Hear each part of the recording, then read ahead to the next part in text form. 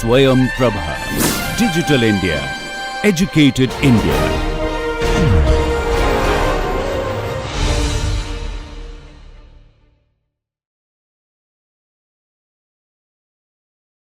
We will continue our discussion on hypothesis testing. Let us look at some key points about hypothesis testing. The first point is null hypothesis represents current belief of the situations. Whatever is the current position or current value of a parameter, that is what is null hypothesis. The next is alternative hypothesis is the opposite of null hypothesis and represents the research claim. That is, I have changed some parameters and then some process parameters it could be. Then I want to change, I want to measure the same statistic. The statistic in this case represent maybe the mean value, or it could be the variance. These are known as statistic. So we are always, we change some parameters of a process, or we give different treatments, or we carry out experiments by changing something, because we feel that there's a possibility of some changes that might happen because of changes of certain parameters. And we want to study the effect of this change by measuring a particular statistic. If you are interested in the population mean, then you want to know what is the population mean after changing a particular process parameters. So alternative hypothesis is basically representing the research claim. After doing the research or doing the experiment, we are claiming something. That is what is alternative hypothesis. If you reject null hypothesis based on the statistical principles, that means you have statistical proof that alternative hypothesis is correct. When you reject null hypothesis, you have statistical proof that the alternative hypothesis is correct. If you do not reject null hypothesis, it means you have failed to prove alternative hypothesis. However, it does not mean that you have proved the null hypothesis to be true. So we are never trying to prove whether the null hypothesis is true or not. We are trying to prove whether the alternative hypothesis is correct or not. So when null hypothesis is rejected, it means we have sufficient evidence to prove the alternative hypothesis. And when we cannot reject null hypothesis, that is, we accept null hypothesis, that basically means that we do not have sufficient proof to accept the alternative hypothesis. These statements are very important, so you have to read them and you have to comprehend them. Null hypothesis is always refers to a specified value of a population parameter.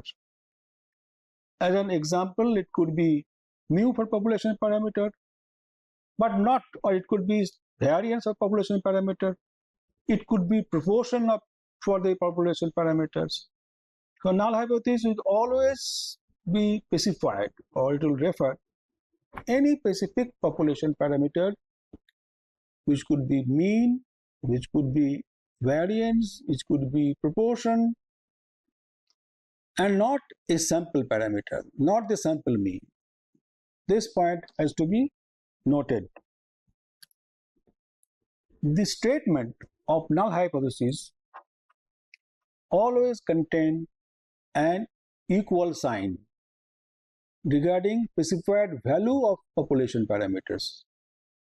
Example, like hypothesis, null hypothesis in this case is equal to 320 gram. It will be the weight of, suppose, weight of fabric.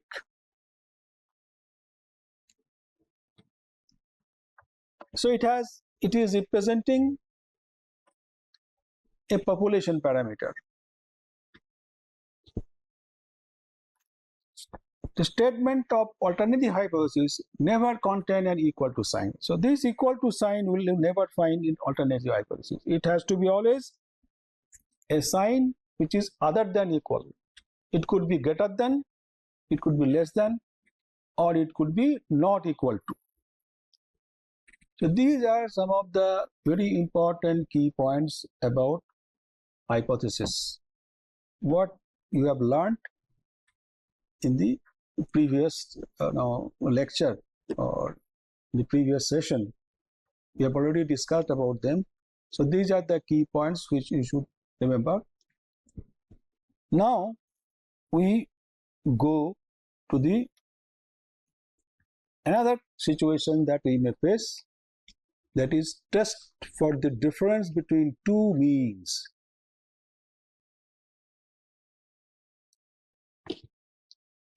What can happen that many times we need to compare statistics from the sample data selected from two populations. So based on the sample data which has been taken from two different populations, we need to compare the statistics, which could be mean value or which could be proportion, as I said, any value. It could be variance, standard deviation, like that. Now we will go further, taking an example. Let us say we want to compare the performance of 19 students trained in two instruction methods, A and B. So there are two methods and 19 students have been trained, and we have taken some kind of examinations to find out what are the scores. And the method A gives these are the score of some students, maybe 1, 2, 3, 4, 5, 6, 7, 8, 9, 10. So 10 students, they have scored like this. In method B, we have one student less. So we have, there are, how many students are left now? 9 students are left. So here you have the data for 9 students. So this is how these test scores are. Now, the question that might arise in our mind, whether the results of method B indicate an improvement over method A. If these questions come, then how do I approach?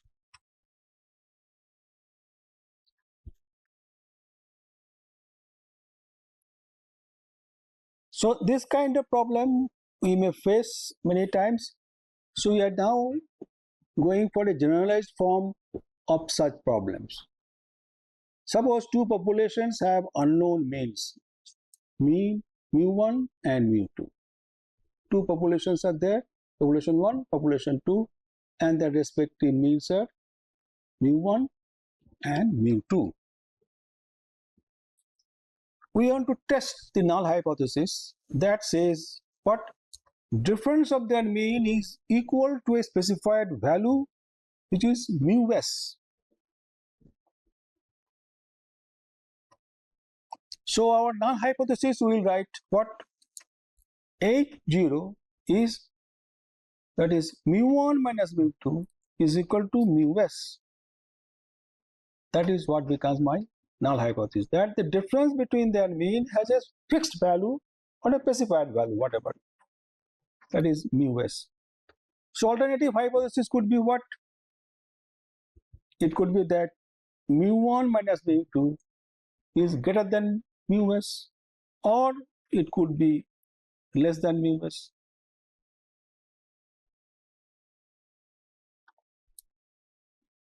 This is the kind of alternative hypothesis for one-tailed test. That is, we want to know whether the difference is greater than a specified value or lesser than a specified value.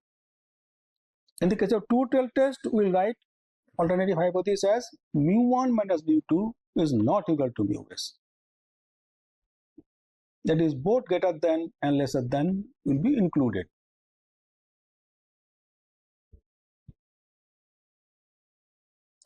If we need to test whether the means are equal, then mu s can be replaced by 0, because in that case mu1 minus mu2 will be 0. So mu s can be changed. We can write h0 to be, then in that case h0 will be mu1 minus mu2, which is equal to 0. This is how we should write it in that case.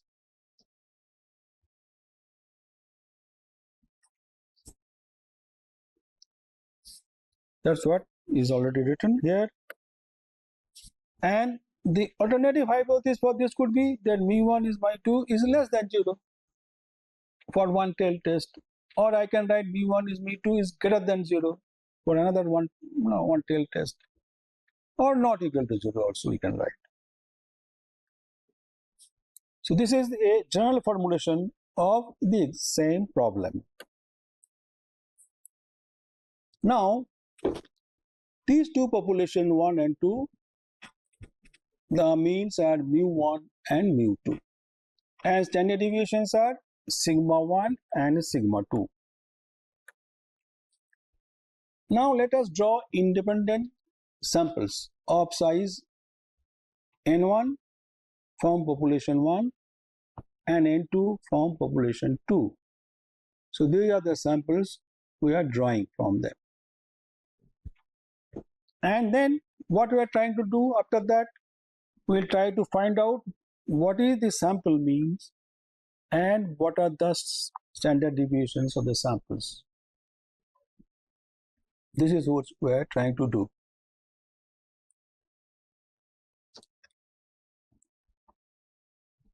So observed sample means will be, let us say, x1 bar and x2 bar. O means basically observed.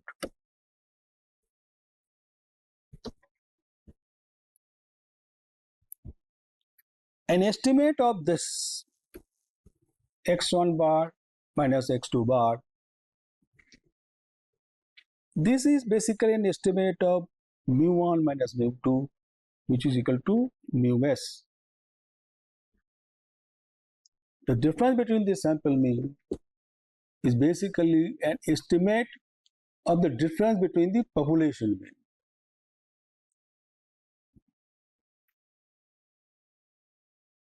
Because if they are coming from a normal population with mean this standard deviation sigma 1 sigma 2, then the difference between the sample means will also follow a normal distributions. The sampling distribution of the point estimate follows normal distribution. This was discussed earlier also, that we all know that if I keep on drawing samples from a given populations, then this, and we calculate sample means, and then we find out the distribution of the sample means. That is, we are taking repeated samples, not just one sample of a particular size, and then again I take another sample, and we find out different sample means. These sample means will follow a distribution which is always normal. So that was told earlier also. In this case, the difference between the sample means will also be normal, and the difference is going to be an estimate of difference of the population mean. And the standard deviation of this difference of sample mean, which is this, is sigma 1 square root over sigma 1 square by n1 plus sigma 2 square by n2, where sigma 1 sigma 2 are the standard deviation of the population. If you remember, we wrote sigma x bar equal to sigma by root n earlier. That standard deviation of x bar is equal to standard deviation of population divided by root over n, where n is the sample size. There is an analogy. Same thing we are doing here.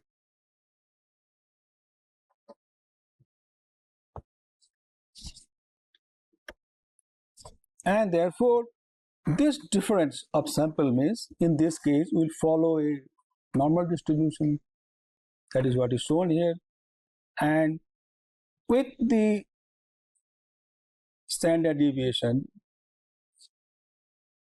this, whatever is shown here, this is the standard deviation, sigma 1 squared by n1, sigma 2 squared by n2. And an observed difference, suppose, may fall here. This x1 bar minus x2 bar follows a normal distribution with mean mu s, which is mu1 minus mu2.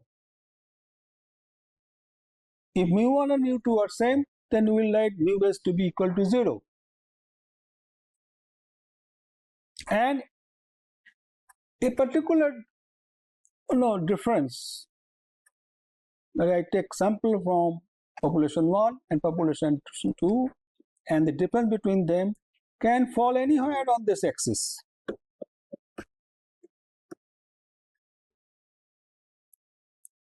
So here it is shown that this observed difference is somewhere here.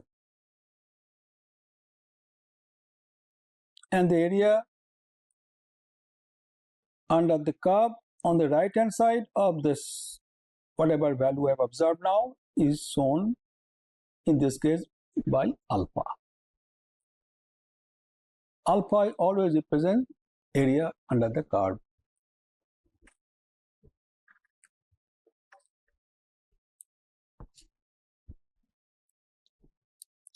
Now, there are two situations which we can face. One is population standard deviation not known. In the other case, population standard deviations are known. Two situations can happen. And when they are not known, then there are again two possibilities. One is the sample size is greater than 30, so large size sample. Sample size is small, n is less than 30. So these are the three possible situations. 1, 2, 3. In practical terms, we can say these are the three possibilities that can happen, and what kind of test we should adopt or follow to get the right answer.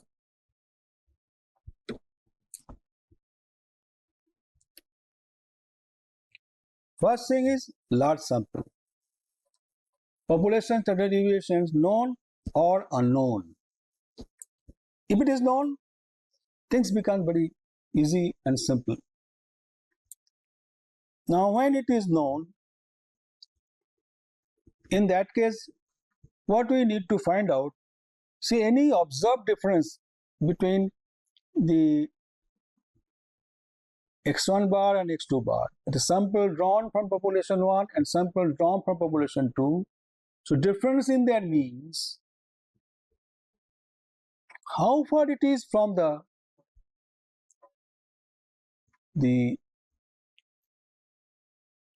mu s, that is difference of the population. And we always measure the differences in z scale. So we will always try to find out z value or t value. In this case, we'll find z value. Why? Because population standard deviations are known to us. So we calculate z value, and z statistics is x1 bar x2 bar difference minus mu s, and then this is the standard deviations of the difference of sample means. That's why this is what is coming here.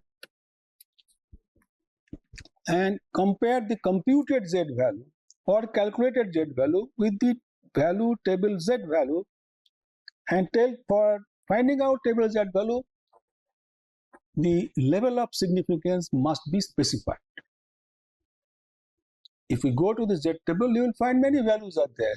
For each value of alpha, alpha we call level of significance, there is a corresponding z value. So this has to be given, or it has to be considered. What is the value of alpha, and therefore from the table we can find out what is the value of z alpha. For a given alpha, what is the value of z? Case 2, population standard deviations are unknown. So in that case, what we should do? We should go for large sample size, because statistics says that if the sample size is large, then sample standard deviation can represent the population standard deviations, provided it is large. So that condition is imposed for large sample. If these are the standard deviation of sample 1 and sample 2, sample 1 not, I should not sample 2, no, I should say the sample drawn from population 1 and sample drawn from population 2. So S1 is the standard deviation of the sample drawn from population 1, and S2 is the standard deviation of sample drawn from population 2. In that case, I can use the z. I can calculate the z value, because this condition has to be made. If n is greater than 30, then the formula will change like this. Sigma 1 can be replaced by S1 and sigma 2 can be replaced by S2. And still this ratio will follow the Z distribution, that is standard normal distribution.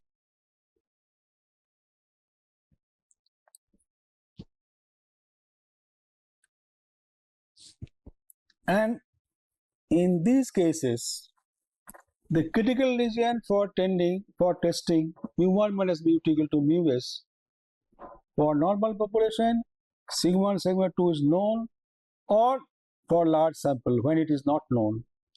The alternative hypothesis we should write like this. There are three ways to write it. Either the difference is less than mu s, or difference is more than mu s, or difference is not equal to mu s. These are the three different options that we have. And we should reject null hypothesis if the calculated z value is less than minus z alpha. In this case, calculated z is more than z alpha, or z is less than minus z alpha by 2, or z is greater than z alpha by 2. For each case, these are the corresponding rejection criteria. And if we cannot reject, then we accept.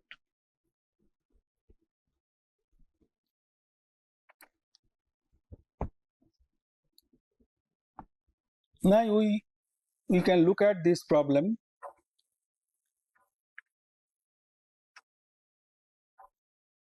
A manufacturer claims that resistance of electric wire can be reduced by more than 0.05 ohm by alloying. That by giving a coating of some alloy, the resistance can be reduced. So 32 values obtained for standard wire yielded x bar to be this much, and standard deviation this. standard wire, means the wire which we are manufacturing now without any alloy. And 32 values obtained for alloyed wire. One is standard wire, before it was coated by some alloy, and the next one is the after coating. The values are 0.136 ohm and standard deviation is 0.004 ohm. At the 0.05 level of significance, does it support the claim or not? This is the question that is asked. So if we first we should write what is my H0 and what is my H1. So H0 is that the resistance reduces by 0.05, get more than 0.05. So we'll write H0 is mu1 minus mu2 equal to 0.05. And mu alternative hypothesis will be mu1 minus mu2 will be greater than 0.05.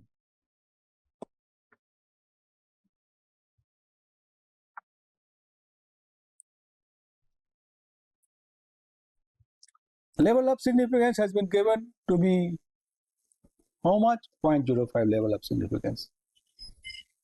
So in this case, this 0.05 and this 0.05, they should not be confused. They are two different data. One for level of significance, the other one is for the difference in the ohm value. So we write like this from the example of the problem that has been given. So first thing is you have to calculate the Z value. So calculate the Z, that is Z calculation, calculated value of Z. So formula is already stated. Now here it is based on samples. So sample size is large, more than 30. So we will use the formula S1 squared by N1, S2 squared by N2, and just substitute the values of all these parameters, x1 bar, x2 bar, mu base, S1, N1. So you have the 1, 2, 3, 4, 5, 6, 7 parameters are there, and their values are already given in the example. So from that numerical example, you just lift the values and put in this formula. You get this, and this result is 2.65. So the calculated value of Z is 2.65. And the Z as per the level of significance is 1.645. So calculated Z value is more than the Z at a level of significance 0.05. And therefore, the null hypothesis must be rejected, and we accept the alternative hypothesis. Or we say the data proves the claim that really there is a difference which is greater than 0.05. That by alloying, there is a real change in the values. That is what is finally established.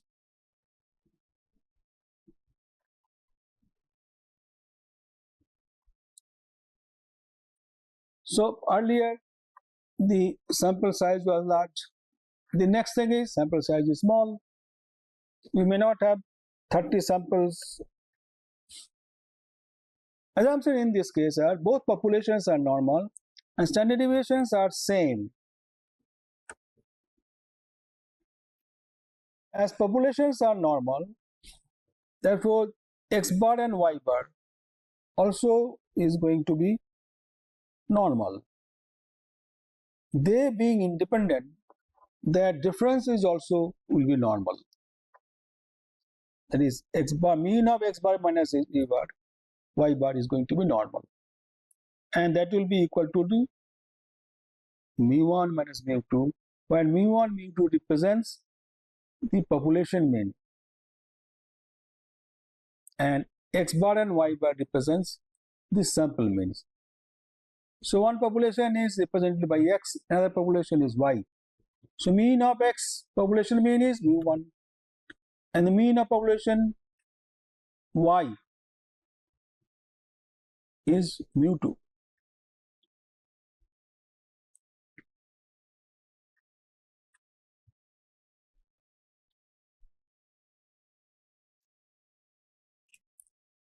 Estimate of common variance by pooled estimator in this case, because the sample size is small. So what we do, we may have suppose 8 sample, the sample size for population 1 or population or is only suppose only 8. For other case it is only 7 or 5 or 6 or 10. So this is much less than what is defined to be a large population, which should be at least 30 or more. So in this case, what we should do, we should find out the pooled estimate, and this is the formula. For that, this formula was also discussed earlier. That is n1 minus 1 s1 square, n2 minus 1 s2 square divided by n1 plus n2 minus 2.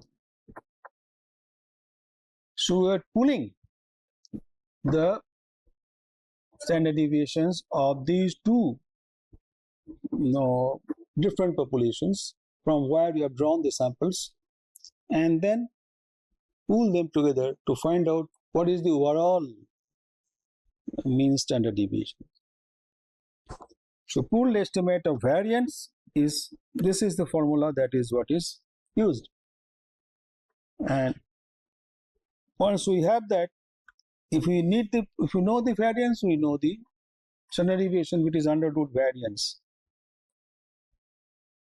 But in this case, we cannot find out z. We have to find out what is t value, because the size of the sample is much less.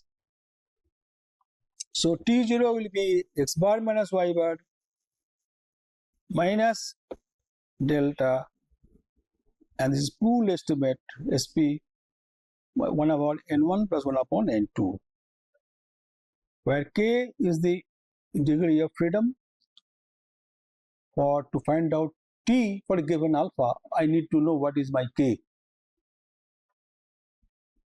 because in SP there are standard deviation S1 and S2. So for S1, the degree of freedom is n1 minus 1. For x2, it is also n2 minus 1.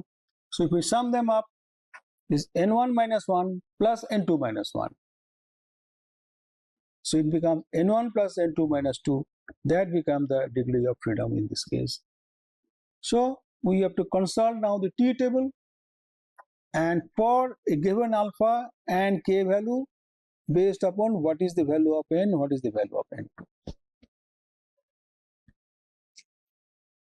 So that value needs to be compared with whatever is the calculated value of t, or we can say observed value of t.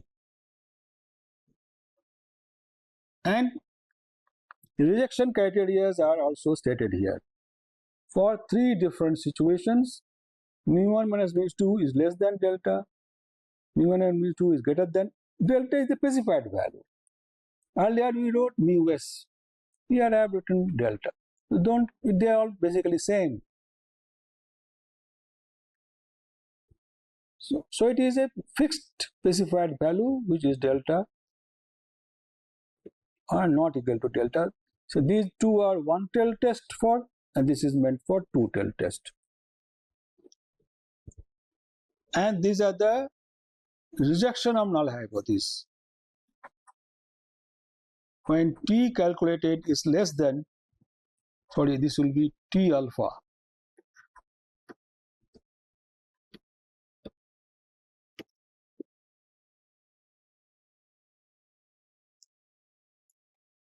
So when these are met,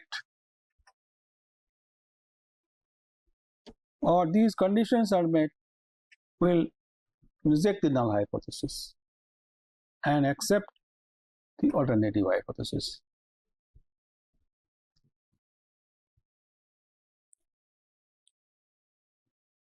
This is how. So there are a lot of similarities between previous case and the present case.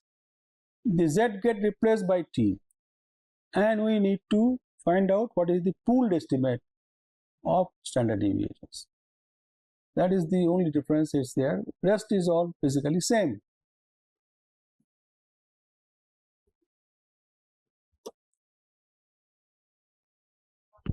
Now we can discuss a problem. While measuring a nylon yarn denier produced by two machines, it was found that 8 specimens from first machine has a mean value or mean denier 9.67 with standard deviation how much? 1.81, and 10 specimens from the second machine had a mean 7.43, a standard deviation 1.48. So what we see here, the sample size is less than 30. So that means there S1 and S2 are these values. Assuming population to be normal,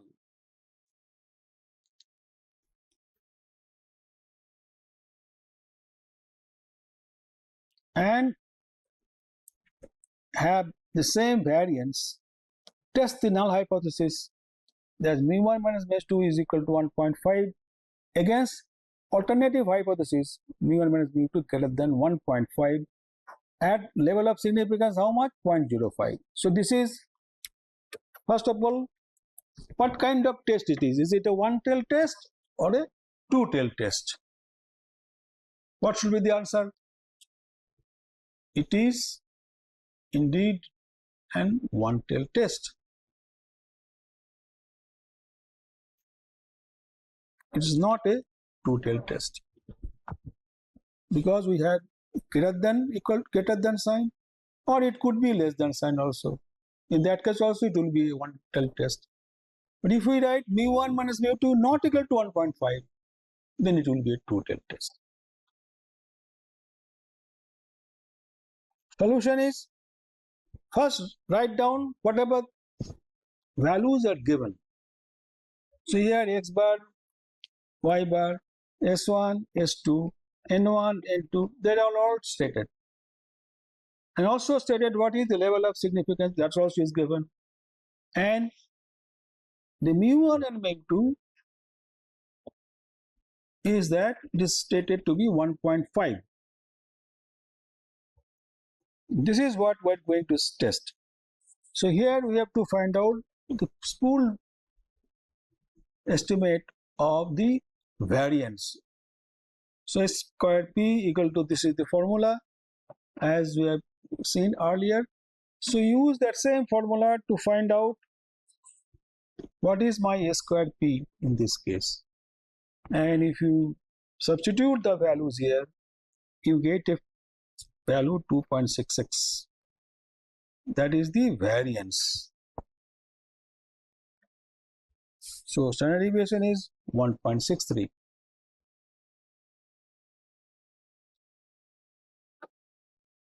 So T, that observed value of T, if we substitute these values, it will come to be 1.237. You need to practice. There is no problem. You do it yourself and check whether these values are coming or not.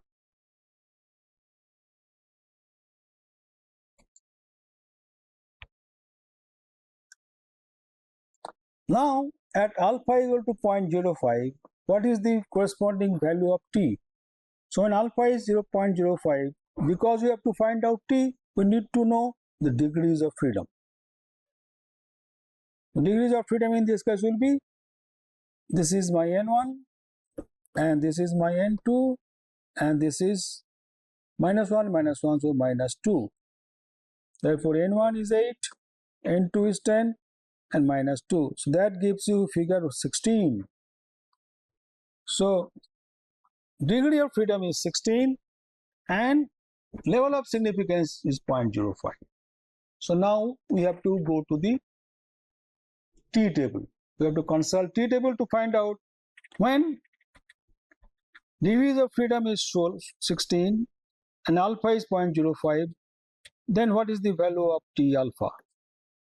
That is 1.75. So this is the value for alpha equal to 0.05. Now this value, calculated value, is less than this. So what we see, observed T value, TO, is less than T alpha. Since it is less, null hypothesis cannot be rejected because it is less than. Had it been more than 1.75, if this had been more than this, then we would have said we have to accept alternative hypothesis. Here we feel that these two values of x1, x bar, y bar, they are coming from basically from the almost from the same sample. Sorry, from the same populations, differences are not much. Therefore, the t value has come to be less than level of significance, which is 0.05.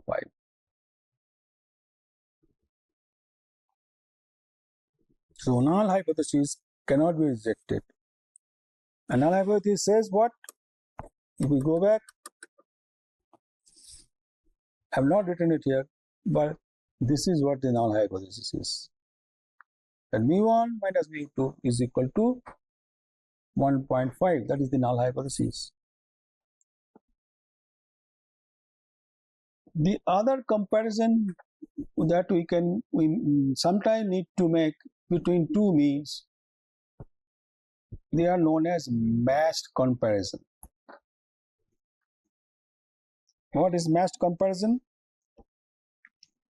Previous analysis was for independent sample. The two samples are independent of each other. In some experiments, the samples are to be matched pairwise. We are bound to match them pairwise.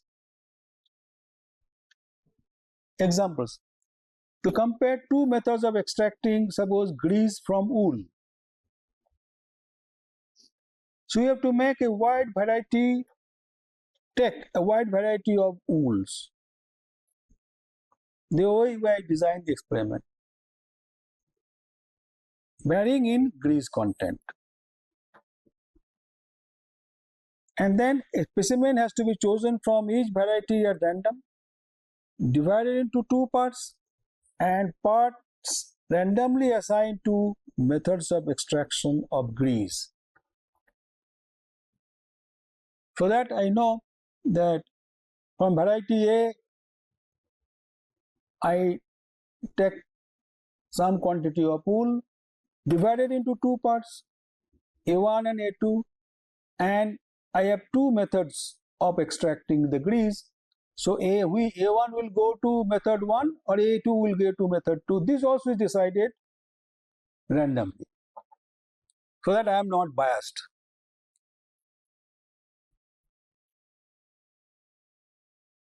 The percentage of grease extracted has to be calculated for each variety, and then only we can compare. Because for one variety A, whatever is the grease content, variety B may have different grease content, variety C may have another different, some other value of grease content. So if we take 5 different varieties, then each variety, the original sample may have different grease content. So after the treatment, the grease that will be left on the wool will obviously depend how much grease was there originally. Because these belong to 5 different varieties, so those varieties will have different quantity of grease. So therefore, the grease content before and grease content after for a given sample needs to be looked into.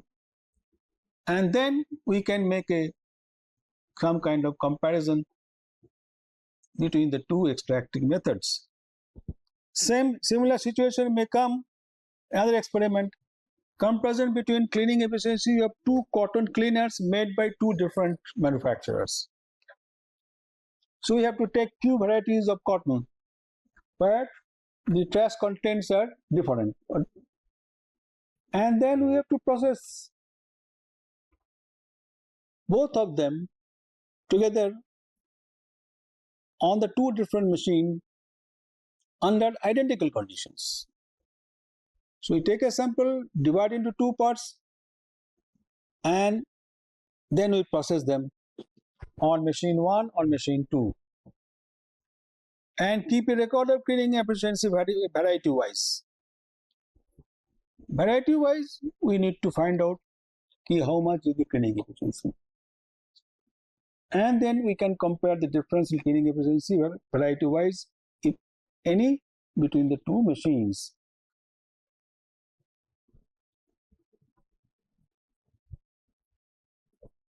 The other thing could be comparison of test results obtained by two instruments or two laboratories. So choose few materials differing in some respects. It's a cotton fabric type A, B, C, D, something you can choose. Or it could be cotton fabric, nylon fabric, it could be, or a blended fabric. And then we test them on the two instruments made by two different companies and see whether they are giving similar results or not. So we take a sample from variety A, and the samples is divided into two parts, and one part goes to one instrument, another part goes to other instrument. And there also, which instrument will get the part A, part A1 or part A2 is also randomly assigned. And then each variety wise we have to find out the differences, and then only they will be able to compare,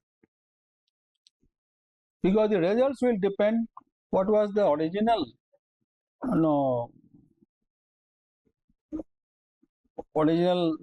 in the case of cotton, what is the original content of trash, or in the case of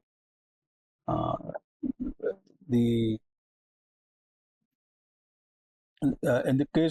strength testing, what was the original strength of, and what is the strength of in the other instrument, and the difference of these two we have to see. So that same material is tested on two different instruments. It could be two different laboratories also, and then we want to know whether the difference between them is equal to 0 or some value or more than 0. If there is no difference, we should feel that they should be same. That means difference will be 0. So this is where we need matched comparison. Framing in the hypothesis will be null hypothesis. Both methods are equally effective, and therefore mu1 minus mu2 will be equal to 0. The alternative hypothesis will be mu1 minus mu2 is not equal to 0. The test is two-sided when we do not know which method will be more effective. So we write mu1 minus mu2 not equal to 0. If the primary interest is in the difference, then we can write mu d is equal to 0 or mu d not equal to 0. That means we are writing mu1 minus mu2 as mu d. So mu d is either 0 or not 0. So same thing we are writing in a different way.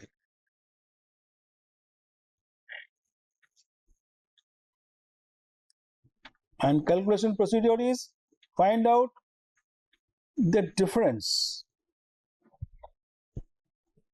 between the values find out the mean of the difference between the values. So D bar, O stands for observed, sigma D by N, where D indicates difference in the values and N is the number of specimens tested or number of sample tested, that is what is N. Standard deviation calculation also, this is a very well known formula. If d bar is known, then standard deviation in sigma dy minus d bar whole square by n minus 1, the whole thing is under root.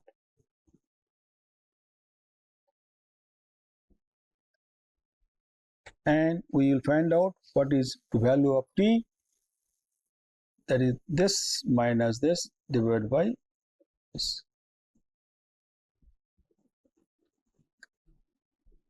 Compare observed t value with the table value of t alpha. Obviously, we need to know what is k, and to find out k is always equal to n minus 1 in this case.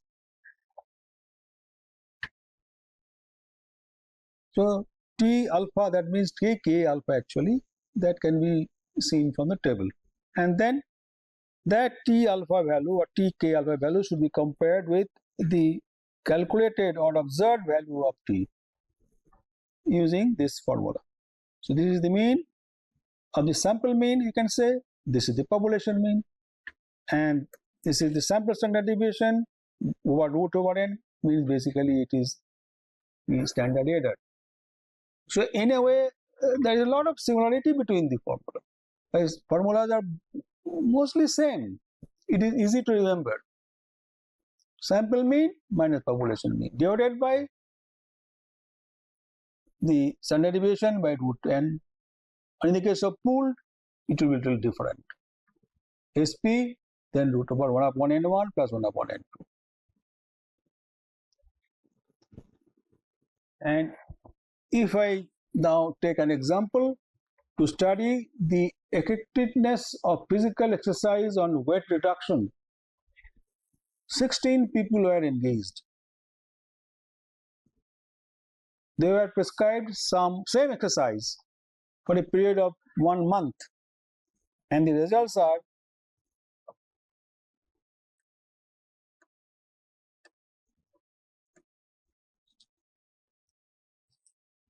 mean value is this, standard deviation of the difference between their weight. So whatever is the weight of person 1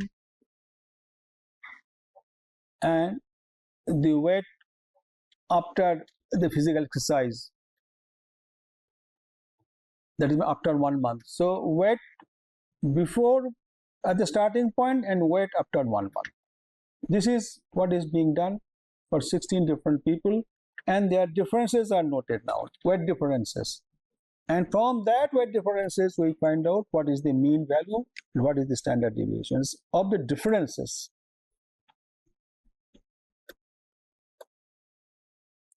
Here the details are given.